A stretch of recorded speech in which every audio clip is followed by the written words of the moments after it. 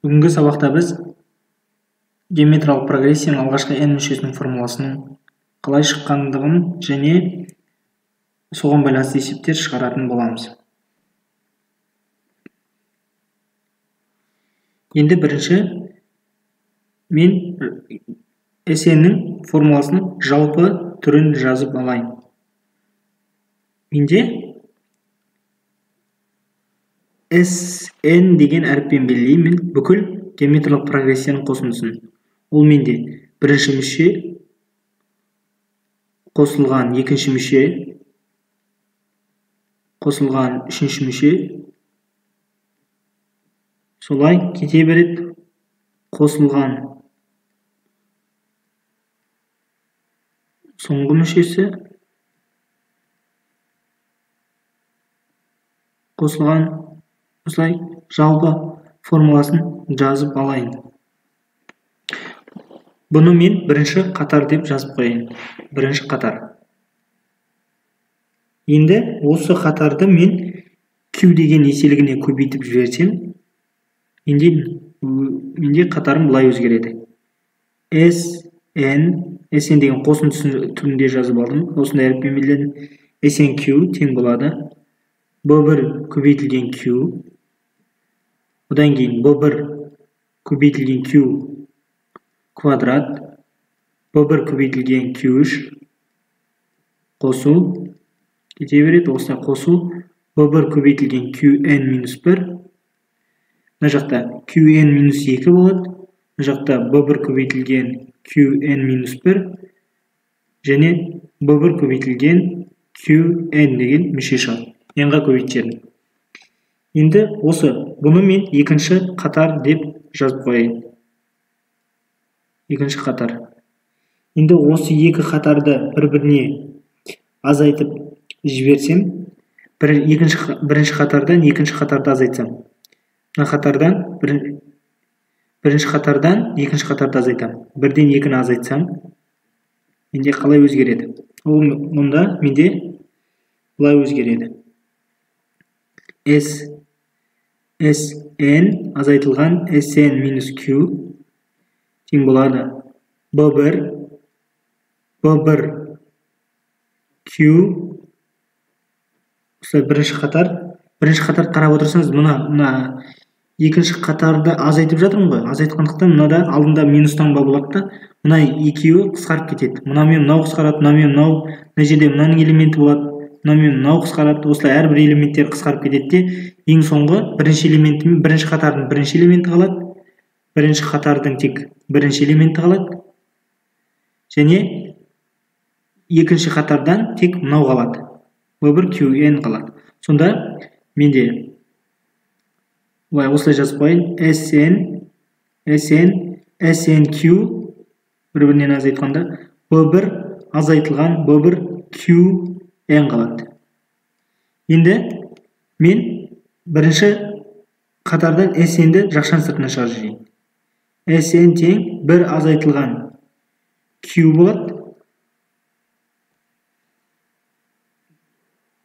1 азайтылған Q болады. Және B1-ді жақшан сыртына шығарып жіберсем, B1 тең 1 азайтылған Qn шығады. Сонда SN-нің формуласы SN тең, одан SN-нің формуласы шығады 1 азайтылған Q-дің n дәрежесі бөлінген, алдымызда B1-іміз бар, B1 бөлінген 1 минус Q деген SN-нің формуласы шығады. Енді осы шыққан SN-нің формуласына байланысты есептер шығарып көрейік.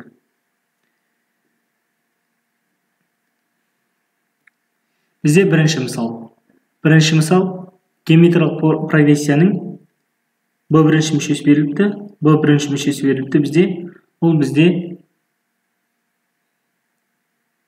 5-ке тең екен. Және Q беріліпті. Ол бізде минус 3-ке тең екен. Бізге табу керек. S4-ті табу керек еді. SN-нің формуласын жазып алайын. SN-нің формуласы менде былай шықты. SN тең B1 1 минус Q'дің n дәрежесі 1 минус Q деген формула шықты. Осыны апарып қойып көрейін. S n дегеніміз бізде 4-ке тең. 4-ке беріліпті өзі берілген бойынша. Q дегеніміз минус 3-ке тең. Және B1 дегеніміз 5-ке тең. 5-ке тең. Енді орнына апарып қойып көрейін. S4 тең болады. B1 дегеніміз 5. Bir azaytılған Q дегеніміз минус 3-тің 4 дәрежесі. Ол плюс 81. 81. Бөлінген 1 плюс минус пен минус плюс болады. Плюс 3. Сонда астында 4 шығады, үстінде 5 көбейтілген минус 80 шығады. Минус 80-ді 5-ке көбейтсек ол минус 400. Минус 400-ді 4-ке бөлсек, сонда қосындысы минус 100 деген. Осы берілген есептің жауабы минус 100. Сонда алғашқы 4 мүшесінің қосындысы минус 100-ге тең екен. Тағы есептер шығарып көрейік. Мысалы, келесі есеп берілсін бізде. Былай екен.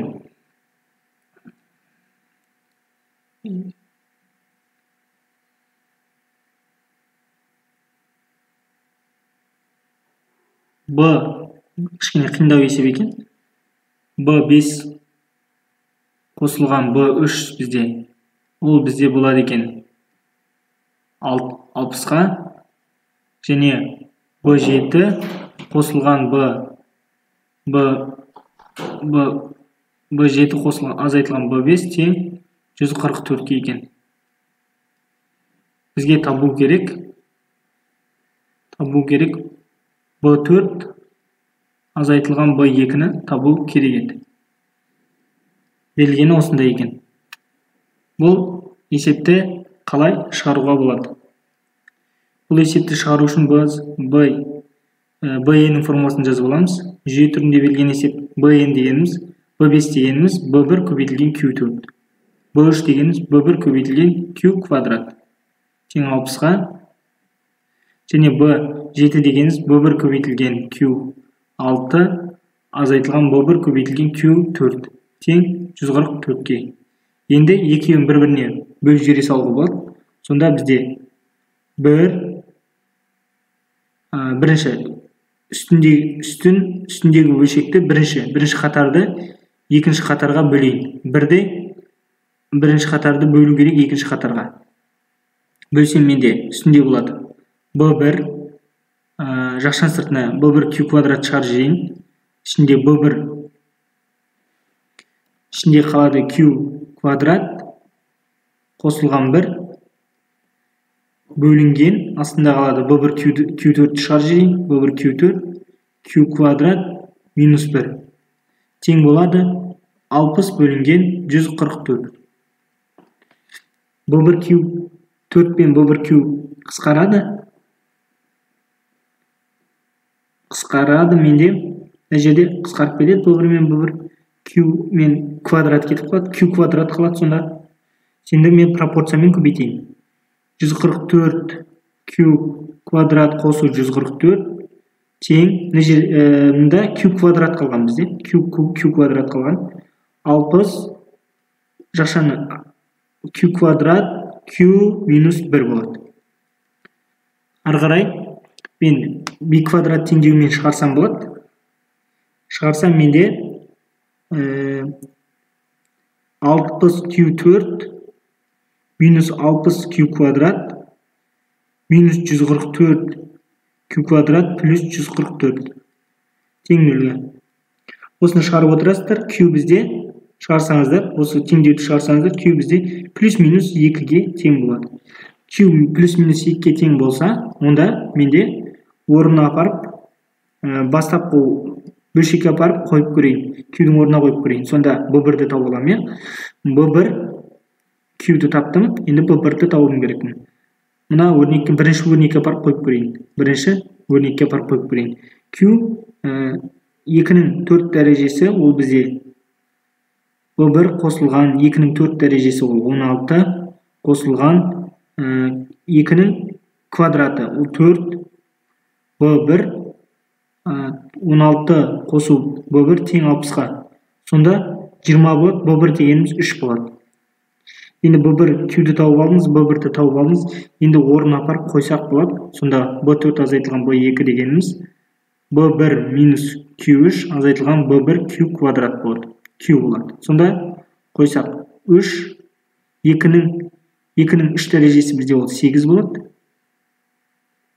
Азайтылған b1 дегеніміз 2, 3 көбейтілген 6.